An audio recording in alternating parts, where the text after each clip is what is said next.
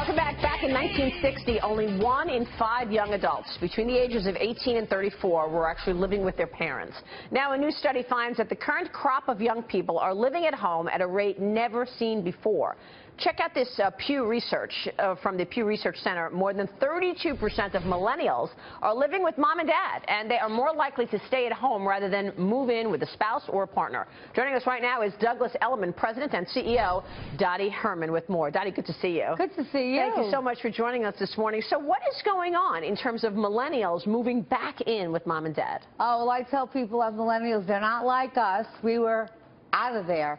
They got out of school during a recession. There were not good jobs, if any. So they're very happy to stay at home and live off the bank of mom and dad. And they put off having children and getting married. So everything was later. And what they're doing is they're saving a lot of money. Absolutely. Right? And then how long does it take to save in order to finally be able to get your own place? Well, they're saving, you know, the oldest millennials are probably about 35 years old now. So they got married later. They're having kids later.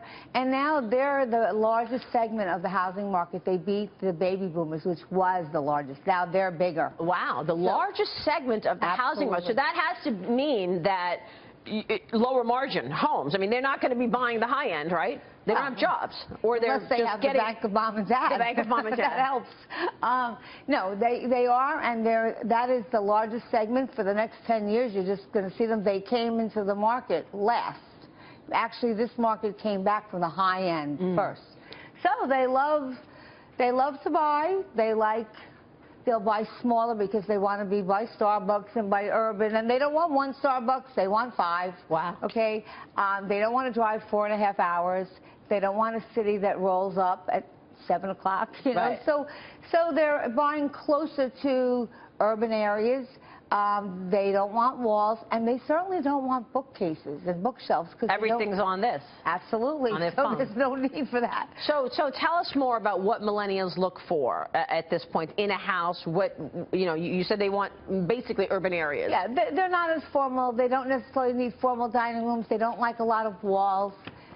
They use multifunctional space, you know, and again, they don't necessarily want the acres and acres of land to take care of. They want easy. Sure. All right, so real quick, before we let you go, give us a broad assessment of how real estate looks right now. Is it a buyer's market or a seller's market?